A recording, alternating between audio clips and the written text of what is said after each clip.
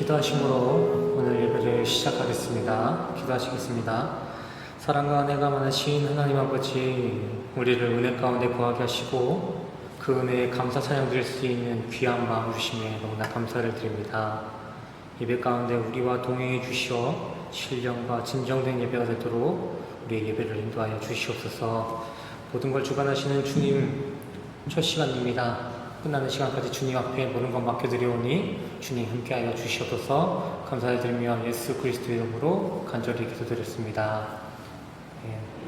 네, 오늘 본문 말씀은 계속 이어오는 기도 설교에 이어서 마태복음 6장 9절에서 10절 말씀까지 되겠습니다. 그러므로 너희는 이렇게 기도하라. 하늘에 계신 우리 아버지여, 이름이 거룩히 여김을 받으시오며 나라가 임하옵시오며 뜻이 하늘에서 이루어진 것 같이 땅에서도 이루어지이다. 아멘. 할렐루야. 저희는 계속해서 예수님의 산상수훈에 기술되어진 기도에 대한 내용을 계속 살펴보고 있습니다. 오늘도 지난 시간에 이어서 산상수훈이 목적하고 있는 기도에 대해서 교제를 이어갈 텐데, 교제 가운데 한 가지 유념해 주셔야 할 부분이 있습니다. 그것은 산상수훈 속 기도에 대한 내용이 이렇게 장과 절로서 이렇게 나눠져 있지만 결코 내용에 있어서는 따로 분리되어진 다른 내용의 설교가 아니라는 것입니다. 성경에 나와 있듯이 시작부터 끝까지 쭉 동일한 지향점을 가지고 선포되어진 말씀이라는 걸 기억하셔야 됩니다. 예수님의 기도 설교를 한 절 한 절 따로따로 구분해서 정리하지 마시고 첫 시간부터 기도를 설교한 그 첫 시간부터 마지막 시간까지 모두 연속성 있게 동일한 한 가지 기도만을 얘기하고 있음을 우리 성도님들이 유념해 주시기 바랍니다. 먼저 지난 시간 교제 내용을 한번 리마인드 해볼까요? 9절에서는 저희가 크게 두 가지 파트를 봤습니다. 자, 파텔, 아버지와 오노마 하게하죠. 이름이 거룩히 여김. 이렇게 두 가지 큰 주제로 주기도문의 서문을 열었습니다. 예수님께서는 이 두 가지의 주제로 우리 교회 공동체에게 하나님과의 진실한 대화를 위해서는 먼저 하나님이 하나님 되심을 아는 것과 하나님이 우리의 아버지 되심을 폼내는 것이 기도의 최우선이다 라고 일러주셨습니다. 그렇다면 하나님과의 혈연관계는 어떻게 맺어지는 것일까요? 하나님을 하나의 관념이 아니라 그 신이 아니라 아버지로서 이렇게 우리가 마주할 수 있는 그 매개체가 무엇일까요? 그것은 말씀이신 예수와의 영적 연합으로만 이루어지는 그 성령의 내주하심, 또 그 가운데 파생되어지는 성령의 능력과 권세만이 우리 인간과 하나님이 혈연관계를 맺을 수 있는 유일한 수단입니다. 그러기에 우리는 기도함에 있어 다른 무엇보다 말씀이신 예수님과 성령으로 오실 하나님을 기노스코 깊이 알고 수호하는데 우리의 전심을 기울이셔야 합니다.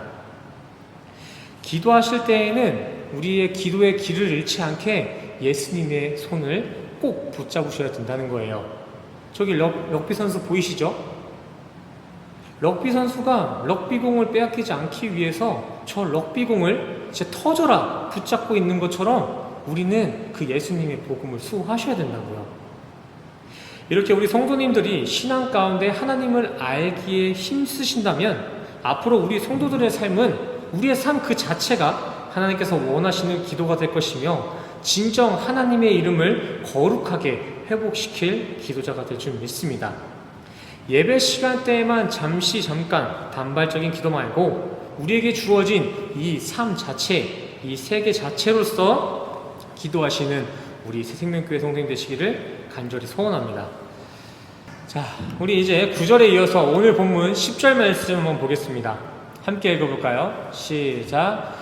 나라가 임하옵시오며 뜻이 하늘에서 이룬 것 같이 땅에서도 이루어지이다. 아멘. 저는 오늘 우리 성도님들과 9절 가장 앞부분에 있는 나라의 개념을 한번 교제해 보려고 합니다. 나라는 나라지만 면밀히 얘기하자면 하나님 나라입니다. 하나님 나라. 물론 9절 전체를 다 다루겠지만 먼저 이 나라가 임한다는 그 개념만 잘 이해하신다면 뒤에 붙어있는 저 밑줄 쳐있는 부분은 앞부분과 자연스럽게 연결되어서 우리는 쉽게 이해할 수 있으실 거예요. 중요하지가 않아서가 아니라 이 구절의 뒷내용은 대구법을 사용해서 앞 주제인 하나님 나라를 이렇게 표현해주고 꾸며내주는 그 서술의 방식이기 때문이에요. 참고로 같은 주기도문이 반복되어 기술되어진 누가복음 11장에서는 이 뒷부분의 내용이 있지도 않습니다. 그냥 나라가 임하옵시오며 이렇게만 기술되어 있어요. 먼저 구절의 이해를 위해서 공동 번역과 유진 피터슨의 메시지 S라는 번역본 성경을 같이 한번 보시겠습니다. 메시지 S 성경입니다. 세상을 바로 잡아주시고 하늘에서처럼 땅에서도 선한 것을 행하소서. 우리 공동 번역 성경도 한번 보시겠습니다. 아버지의 나라가 오게 하시며 아버지의 뜻이 하늘에서와 같이 땅에서도 이루어지게 하소서. 아멘. 같은 구절이지만 이렇게 여러 가지 번역본을 제가 성도님께 소개시켜 드립니다. 문맥의 흐름을 이해하는데 좀 도움이 되실 거예요. 위의 번역본들은 서로가 조금 상이한 어조로 구절들을 번역해 놨지만 오늘 주제인 하나님 나라에 대해서는 모두가 동일한 방향성을 가지고 있습니다. 오늘 본문 구절에 나온 킹덤, 나라에 대한 원어적인 부분도 한번 살펴보실까요? 자, 바실레이아. 원어에서는 나라의 본래적인 의미를 왕권과 통치에 두고 있습니다. 헬라 원어에서의 나라의 개념은 우리가 이미지하고 있는 그 나라를 떠올렸을 때 지역이나 지형 정도의 그 개념이 아니라 왕권과 통치를 의미하고 있다는 것입니다. 위에 바실레이아라는 단어 자체가 바실리우스, 주권자와 통치자라는 단어에서 파생된 단어예요. 이전에 함께 배웠던 천국의 개념을 기억하시나요? 성도님들? 나라와 동일한 의미와 동일한 원어를 사용하고 있습니다. 바실레이아 톤 우란도스, 권능자의 통치, 절대자이신 하나님의 영원한 통치를 받는 것, 그것이 천국입니다. 장차 우리가 거할 곳, 우리가 육을 벗고 거할 곳에 부족한 것 하나도 없이 벽이나 바닥에 금칠이 되어 있다 한들 이렇게 권능자의 통치, 하나님의 주권이 그 가운데 있지 않다면은 그곳은 천국이 아닙니다. 하지만 찬송가의 가사처럼 내가 가시밭을 걷고 있을지언정 내가 지금 주님과 동행하고 함께하고 있다면 그 가시밭 자리조차 우리는 천국의 삶을 살고 있는 거예요.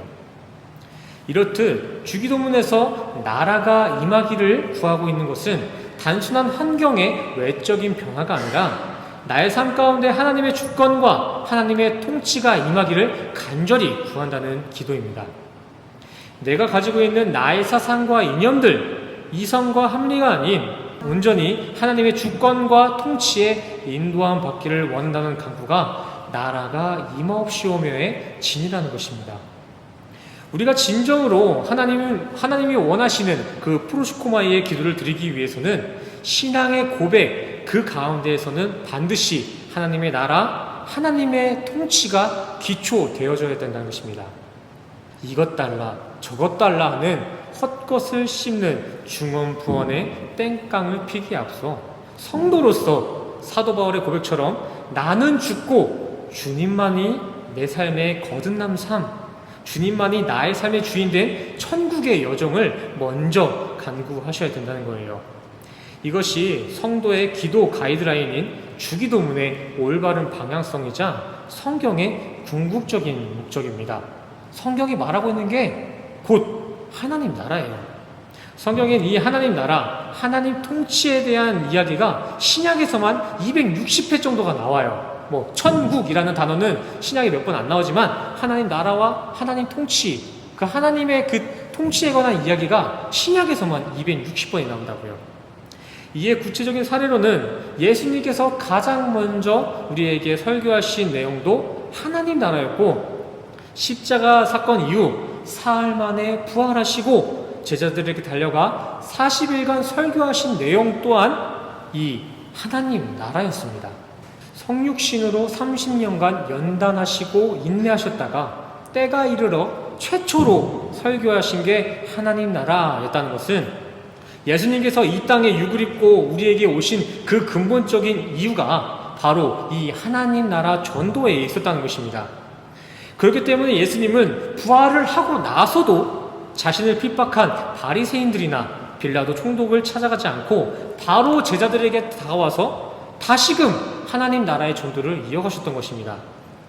이건 예수님께서 성품이 엄청 쿨하셔가지고 그냥 그 정도 핍박 정도는 내가 눈 감아줄 수 있지 이러신 게 아니라 예수님께서 부활하신 목적이 오직 하나님의 나라만을 목적하고 있었다는 것을 우리는 인지하셔야 됩니다.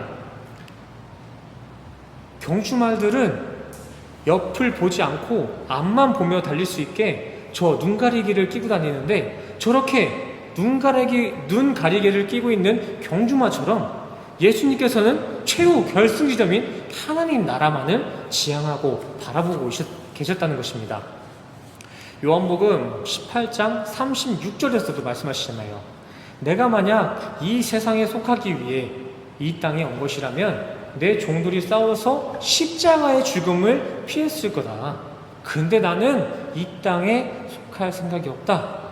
예수님이 힘이 없으셔서 유대인을 대적하지 못했던 것이 아니라 자신은 그러한 세상의 것들을 취급하지도 않고 오직 하나님 나라만 지향한다는 것입니다. 전에 한번 나눴던 질문인데 다시 한번 성도님들과 한번 나눠보기 원합니다. 우리 각자가 지금 누군가에게 큰 누명이 씌워져서 곤장을 한 100대, 200대 맞다가 너무 아파서 죽어버렸습니다. 근데 신께서 이러한 우리의 사정을 너무 딱하게 여기시고 우리를 40일간 부활하게끔 허락해 주셨습니다. 그렇다면 이 가운데 성도님들은 가장 먼저 무엇을 하시겠습니까? 누명을 쓰고 죽었는데 신께서 우리의 딱함을 보시고 40일간의 시간을 주셨어요. 우리 성도님들은 무엇을 하시겠습니까? 저는 땅에 발이 닿자마자 그 누명 씌운 사람부터 찾아갔을 거예요. 도대체 왜 그랬냐고 따졌을 것 같아요. 하지만 예수님께서는 어떻게 하셨죠? 세상 권세들, 바리새인과 그 총독의 그 핍박은 생각지도 아니하시고 십자가에서 당하신 그 수치, 손과 발의 구멍을 그대로 가지고 제자들을 다시 찾아가서 그저 하나님의 나라에 대한 그 설교를 이어가셨습니다. 이게 바로 우리 예수님과 인간들의 차이겠죠. 하지만 여기서 중요한 것은 영생을 꿈꾸고 있는 크리스찬이라면 이러한 예수님의 모습과 이질감이 있어서는 안 된다는 것입니다. 그저 저러한 일들은 예수님이니까 가능한 거지 예수님 신이시니까 그렇게 하신 것이 라고 남의 영역에 방치하시면 안 된다고요. 우리의 삶으로 표현하자면 부활하자마자 원수를 쫓아갈 게 아니라 설교자라면 설교자답게 곧장 다시 이 강단에 서서 청중에게 하나님 나라를 설교를 해야 되는 것이며 청중이라면 청중의 성도답게 이 자리에 다시 나와 예배를 우선시 하셔야 된다는 것입니다. 성도란 무엇입니까? 성도, 새로운 신자들을 칭하는 것이 성도일까요? 집사, 직분을 갖기 전이 성도일까요? 성도는 하나님께서 거룩하게 분별해내신 대상, 하나님과 연합을 이룬 아들들을 칭하는 것이 성도입니다. 이 말은 즉슨 우리가 진정 예수님과 연합되어진 성도라면 우리 성도들의 모습 가운데에서도 아버지신 예수의 삶과 동일한 소망의 모습이 있어야 하며 또한 우리에게는 그러한 일들을 감당할 수 있는 예수님의 DNA가 지금 흐르고 있다는 것입니다. 성도라면 이러한 일들이 결코 불가능한 일들이 아닙니다. 지난 시간에서도 말씀드렸지만 하나님께서는 우리에게 명하시고 권하신 일에 있어서는 동시에 그 일을 끝까지 감당하고 이겨낼 수 있는 힘과 능력을 주신다고 출애굽기를 통해서 우리에게 말씀해 주셨습니다. 5,000년 전 출애굽기를 통해서 이미 우리에게 그 힘과 능력을 함께 주시겠다고 말씀해 주셨다고요. 에베소서에 따르면은 그 5,000년 뿐만이 아니라 창세전 언약 그 묵시 가운데 아담이 태어나기 전부터도 우리는 그 일을 감당할 힘이 있다는 것입니다.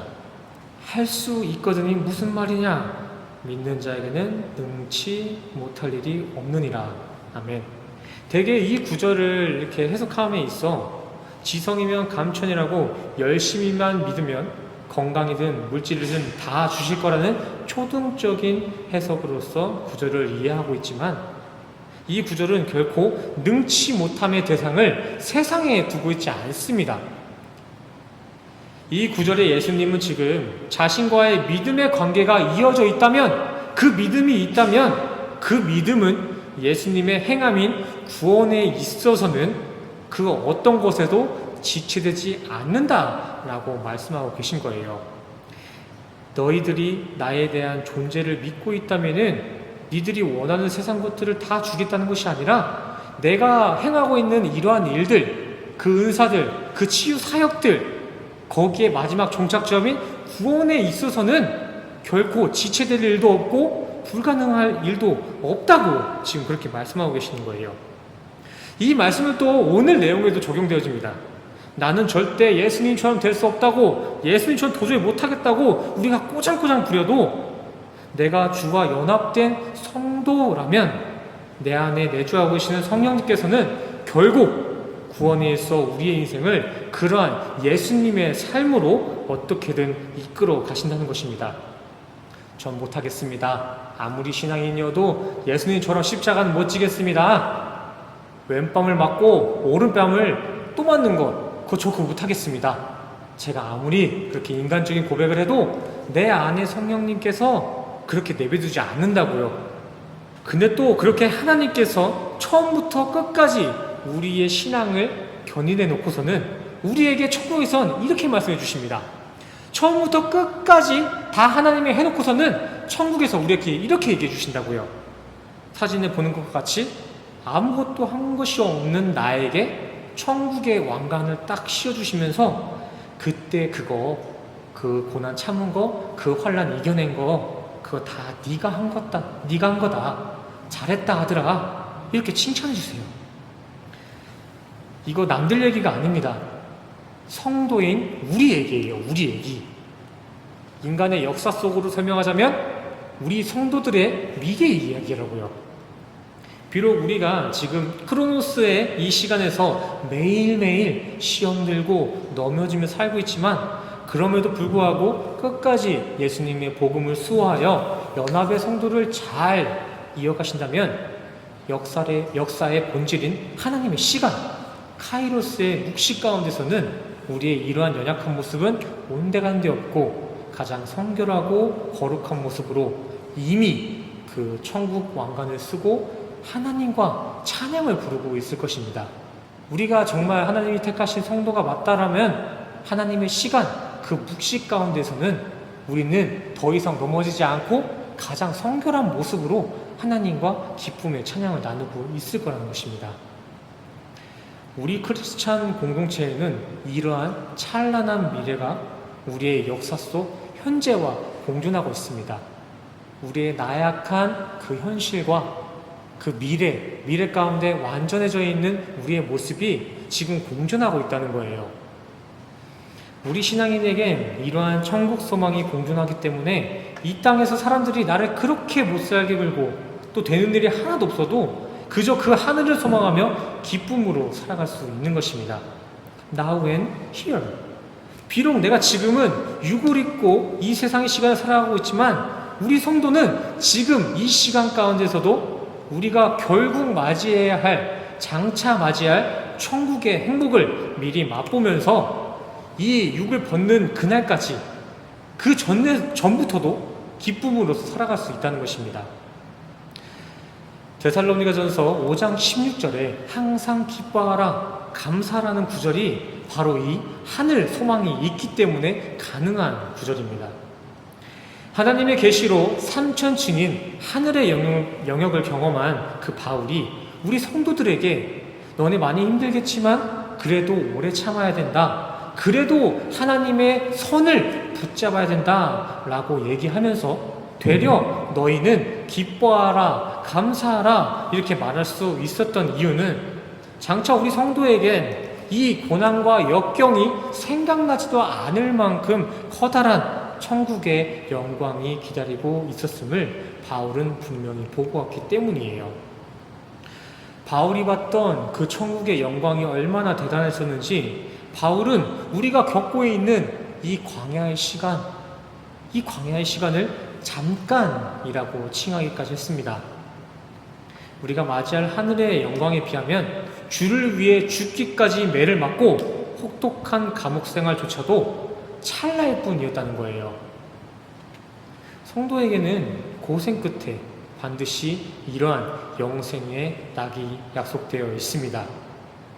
예수님이 만들어 놓으신 구원의 역전 스토리는 아직 끝나지 않으셨습니다. 지금 조금 힘드시다고 우리의 신앙생활을 내려놓으시면 안 돼요. 신앙생활 가운데 십자가와 같은 고난을 받고 있고 430년이라는 광야와 같은 인생을 살지라도 이뿐입니까? 더하여 세상이라는 사자굴에 던져진 듯한 그 환란이 우리를 덮고 있을지라도 우리는 이 구원의 마지막 역전 스토리를 소망하시면서 이겨내셔야 합니다. 우리의 여정 끝에 펼쳐질 그 하나님의 삶이 좀 기대되지 않으십니까? 바로 이러한 천국의 삶을 소망하고 하나님의 통치를 간청하는 것이 오늘 함께 읽으셨던 주기도문 10절에 고백되어지고 있는 나라가 임하옵시오며 입니다. 로마서 14장 17절의 말씀처럼 하나님 나라는 자신이 원하는 바람의 완성이 아닌 오직 성령 안에 있는 의와 평강과 희락만이 증거될 수 있습니다. 하나님 나라는 우리 인간이 가시적으로 누릴 수 있는 세상이 아닌 하나님의 묵시 아래 우리 안에서 이렇게 도킹, 연결되어져 가고 있는 영적 영역이기 때문에 세상의 유토피아, 세상의 개념으로는 천국을 설명할 수조차가 없습니다. 그러기에 우리 성도는 천국이 당장 눈앞에 나타나지 않는다고 해서 보여지는 이 세상에 우리의 소망을 두셔는 안 됩니다. 성도에겐 하늘에 몸을 두고 세상의 한쪽 발을 딛는 그러한 행위는 있어서는 안 됩니다. 그것도 불법이에요. 예수님께서 우리에게 분명히 말씀하셨습니다. 나 예수를 따를 것이냐? 만문, 세상의 권세를 따를 것이냐? 예수님께서는 만몬과 자신을 두고 내가 1번이냐 2번이냐 이렇게 물어보지 않으셨어요. 단호하게 나야 만몬이야 나냐 세상이냐 이렇게 말씀하셨습니다. 두 권세의 공조는 곧 우상숭배라는 것입니다. 오늘날 예수님께서 우리 성도들에게도 질문합니다. 영원한 천국의 영광이냐 잠깐의 세상 영광이냐? 성도님들은 무엇을 선택하시겠습니까? 선택에 앞서서 반드시 기억하셨으면 좋겠습니다. 보여지는 이 세상의 미래에 우리의 육은 모두 썩어질 시체뿐입니다. 이 세상에서 아무리 높은 직책이 있을지라도 이 세상을 살아갈 때 어마어마한 부를 가지고 있을지라도 그것은 시간의 지남에 따라서 모두 인간이 흙이 되는 것처럼 그것 또한도 쓸모없는 아파르, 흙, 먼지가 될 뿐입니다. 세상에 목숨 걸었던 모든 이생의 자랑과 정욕들, 육의 죽음과 동시에 모두 흙먼지가 된다는 거예요. 하지만 천국의 영광을 소망하며 전심을 다해 럭비 선수처럼 지켜왔던 그 하나님 나라의 복음은 되려 우리가 이 육을 벗어내는 그날 비로소 진정 빛을 발하며 우리의 영생을 천국으로 보증해 주실 것입니다. 우리 마지막 마태복음 18장 말씀 한번 읽어보겠습니다. 만일 네 손이나 네 발이 너를 범죄하게 하거든 찍어내버리라. 장애인이나 다리 저는 자로 영생에 들어가는 것이 두 손과 두 발을 가지고 영원한 불에 던져지는 것보다 나으니라. 만일 네 눈이 너를 범죄하게 하거든 빼어버리라. 한눈으로 영생에 들어가는 것이 두 눈을 가지고 지옥불에 던져지는 것보다 나으니라. 아멘. 지난번에 제가 수요 예배 때였나요? 그때 한번 설교드린 것처럼 진짜 눈을 빼고 손을 자르라는 거 아닙니다. 거기에 담겨진 그 의미들 기억하실 거예요. 나중에 다시 한번 설교를 할 텐데 내가 가지고 있는 힘과 권세들이 나의 영생의 앞길을 막고 있다면 잘라버리라는 거예요. 그거 가지고 지옥 가느니 그거 다 잘라버리고 내가 이 세상에서 형편없이 살지라도 마지막에 영생에 이르르는 게 우리에게 유익이라는 말씀입니다. 아멘. 저는 세상과 하늘의 선택에 있어서 우리 성도님들이 고민조차 안 하셨으면 좋겠어요. 말 그대로 우리가 생을 살아갈 때에는 영생에만 우리의 시선이 고정되어서 영생에 방해되는 것들이 있으면 모두 다 가지치겠으면 좋겠어요. 다 잘라내셨으면 좋겠어요. 읽으신 구절처럼 신앙생활에 우리가 영생의 길을 걸어가는데 장애를 주거나 방해를 주는 것이 있다면은 그것이 손이면 손, 발이면 발, 뭐 우리의 업적이면 업적, 우리의 부면 부, 그것들 다 자르시고 하늘 소망에만 우리의 전념을 다하셨으면 좋겠습니다. 저는 단순하게 우리 성도님들이 조금 더 교회를 잘 출석했으면 좋겠다, 헌금을 조금 더 했으면 좋겠다라는 그러한 요구나 구걸을 하는 것이 아닙니다. 저는 그저 이 세상의 삶을 살아가는 데 있어서 조금 더 지혜롭게 이 세상의 끝을 기억하는 그러한 삶을 살아보자 이것입니다. 이러한 설교가 현실성이 조금 떨어진다라고 느끼실 수도 있고 들으시는데 조금 따갑게 느끼실 수도 있습니다. 하지만 저는 계속해서 이렇게 설교하고 싶습니다. 재미도 없고 뭐 이게 진짜 현실성이 있는 건지 내가 과연 할 수 있는 건지 의구심만 드는 이러한 설교일 수도 있겠지만 저는 계속해서 이러한 설교를 이어가고 싶습니다.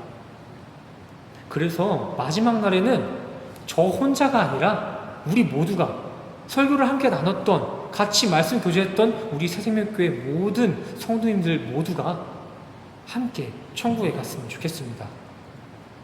현재 우리가 드리고 있는 기도의 제목은 곧 우리 신앙인들의 바로미터이며 방향성이에요. 지혜로운 우리 성도님들은 부디 오늘부터라도 다시 말씀을 계속 묵상하시고 기도하기에 힘쓰셔서 세상의 분주함 속 잃어버린 신앙의 방향성과 하늘의 소망을 되찾아보시기를 소원합니다. 오늘 이 자리에서 회개가 일어나서 멀어져만 가던 천국길에 다시 한번 동참해 주셨으면 좋겠습니다. 기도와 예배 생활을 무시하고 더 바쁘게 살고 더 열심히 산다고 해도 내 안에 있는 궁핍함은 없어지지 않습니다. 예배 시간 1시간, 이 시간에 일을 하면은 좀 더 벌겠지. 내가 기도하는 1시간, 2시간 내가 더 쉬고 먹는 데 사용하면은 내 삶의 질이 높아져서 내가 조금 만족된 삶을 살아가겠지 라는 착각을 하지만 그렇지 않다는 것입니다. 항상 목이 마를 거예요. 아니, 세상의 그 채워짐, 세상의 물은 바닷물과 같아서 오히려 우리의 삶을 더 갈급하게 만들 것입니다. 우리의 삶의 이 궁핍, 이 삶의 갈급함은 오직 하늘나라, 천국이 우리 안에 들어왔을 때, 나라가 임해졌을 때만이 해결될 줄 믿습니다. 우리 성도님들은 이러한 성경의 지혜를 품어내셔서 삶이 힘들면 힘들수록 오히려 더욱 주님의 말씀을 붙잡아 이 땅의 그 갈급함, 끝없는 죄의 쳇바퀴에서의 해방뿐만이 아니라 장차 맞이할 천국의 삶의 도래를 미래뿐만이 아니라 현자의 이 몸으로서 이 육신을 입고 살아감 가운데서도 천국을 맛보며 살아갈 수 있는 우리 새생명교회 성도님 되시기를 간절히 소원합니다. 아멘이십니까? 아멘. 우리 함께 기도하시겠습니다. 사랑과 은혜가 충만하신 하나님 아버지, 주기도문의 예수님의 기도문처럼 이 땅에 하나님의 뜻이, 그 하늘의 뜻이 이루어진 것처럼 이 땅에도 하나님의 뜻이 이루어지길 원합니다. 세상에 팽배히 펼쳐져 있는 그 죄의 쳇바퀴 속 유토피아 말고 하나님의 영원한 통치가 있는 그 묵시의 천국, 그 천국의 삶을 이 땅에서도 우리가 살아가길 원합니다. 하지만 이러한 삶을 추구하는 우리의 신앙생활 가운데서는 너무나 많은 유혹들과 핍박들이 있습니다. 하지만 그럼에도 불구하고 우리는 성도임을 기억하게 하시고 우리에게는 천국의 소망이 있음을 분명히 기억하게 하셔서 세상의 눈치나 이성들에 이렇게 유혹되는 것이 아니라 끝까지 천국의 소망을 소망하여서 우리가 육을 벗어내는 날 하나님과의 기쁨으로 만날 수 있는 기적을 허락하여 주시옵소서. 한 주간을 다시 살아간 가운데서도 이 하나님의 통치, 하나님의 주권 아래 살길 원합니다. 온전히 주님의 인도하심만에 의지하며 살아갈 수 있는 한 주 될 수 있도록 주님 인도하여 주시옵소서. 더하여 이 시간 주님께서 주신 감동을 우리가 가지고 있는 제물로서 주님 앞에 헌금하며 나아갑니다. 드려지는 봉헌 가운데 우리의 중심을 보시고 기쁨으로써 받아 주시옵소서. 우리의 예배 가운데 함께 하신 주님의 은혜에 감사드리며 예수 그리스도의 이름으로 간절히 기도드렸습니다. 아멘. 우리 다 같이 가슴에 손을 얹으시고 함께 축도하시겠습니다. 축도하시겠습니다. 지금 우리 주 예수 그리스도의 은혜와 십자가에서 완성하신 주님의 사랑과 그 영원한 하나님의 통치, 하나님의 나라가 지금 이 자리에 모이신 우리 성도님들의 머리머리 위에 지금으로부터 영원까지 함께 하시기를 간절히 축원합니다.